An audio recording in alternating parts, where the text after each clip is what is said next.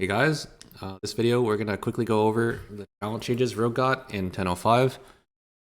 Most of them are gonna be on the left side here. So the main thing that changed is instead of feint being here, feint is moved to baseline, and we have cheat and elusiveness here, and this talent, Unbreakable Stride, is where cheat was before.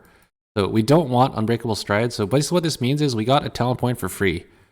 We got cheat, acrobatic, and improved damage. Before you had to pick 2 out of 3. Now you just get all 3 off full time. So either longer arms for some people and 5% single target for most people. And then also, since we don't have a path here, we can not take Iron Stomach and Nimble Fingers, and just since you already have Poison, take Fleet Footed, and you get 1 free point here.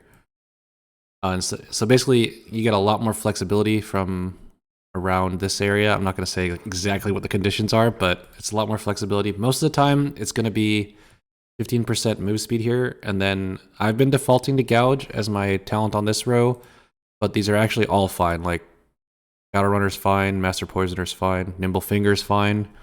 You can even just go back and take Nimble Finger's Iron Stomach instead of the move speed if you want for more healing.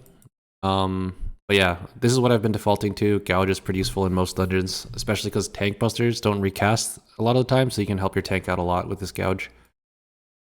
That is it for the left side. We have updated the cheat sheet a little bit. Let me go there. So since you don't have to pick cheat, acrobatic, and improved damage anymore, that's gone from the cheat sheet. And also, I pretty much play Tornado every dungeon now, just because the CDR gives is insane, and the single target burst is actually not bad either. So basically that means I'm picking between Shadow Blades and Shadow Focus for the other choice.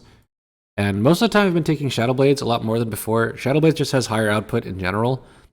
It's not like a Tyrannical or Fortified thing, which a lot of people have been asking about. It just does more damage all the time. The only reason you would take Shadow Focus is if you need to beat consistent add DPS checks. So that's Shadow Moon and Ruby. I still play Shadow Blades in there a lot of the time, but if you think your group is a little bit light on damage, you may want to consider Shadow Focus. Shadow Blades is going to do more overall. Shadow Focus is more of like a, oh, let's not wipe to the ads cut type of talent. So that's what the change is here. Obviously, Shadow Blades and Shadow Focus are close enough that you could just play either one. Like, if you just don't want to deal with Shadow Blades and you just want to have chill and have a nice passive talent, Shadow Focus is fine. No one's going to blame you. Or at least I won't. The other thing I've changed a little bit is the defensive talents. If you want to just chill, like I said in the previous video, you could just play without a trace or fade to nothing the whole time. But Cloaked in Shadows I've found has been quite valuable, especially now that we understand, like, in most of the dungeons, I've come to understand, like, what could actually kill me. And having Vanish as a defensive cooldown is very useful for those situations. So just to check the tooltips, Cloaked in Shadows is a 30% shield whenever you Vanish, so it basically turns Vanish into a defensive cooldown. Fade to Nothing is just passive move speed and damage reduction. So like, let's say you're in Algathar and Veximus puts a Mana Bomb on you, Fade to Nothing is only going to be 10% all the time. Cloaked in Shadows is like, oh shit, my healer forgot to heal this one. I can Vanish and still live, you know? So once you've come to understand all of the damage intake, I think Cloaked in Shadows is a little bit better. But if you want to just chill and take Fade to Nothing, that's fine too. Okay, and then more thing I wanted to cover. A lot of people have been asking me about Outlaw Rogue versus Sin Rogue versus Sub Rogue. Like, what's better now? If the patch changed anything? So basically, the patch has given Outlaw Rogue 1.5% less damage, I believe. Like, I know it feels way worse to play, but in actuality, on The Sims, it's actually just 1.5% less damage. And then if you were playing Acrobatic Strikes before, Sub got 5% more single target. So I don't think this changes like Tyrannical, Ruby, and No-Code. I'm pretty sure Outlaw is still going to be better. But in most of the other places, I think Sub has improved quite a bit more, and Outlaw has gotten a little bit worse. So if you were playing Outlaw before, I don't think you're just like required to switch to Sub now. I just think Sub is a little bit better and Outlaw's a little bit worse. If you were playing Outlaw before, I wouldn't swap. And if you're playing Sub before, well, it's a little bit better.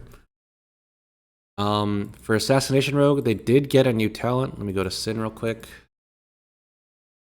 The main change is the left side. Their Kingsbane changed to Arterial Shiv.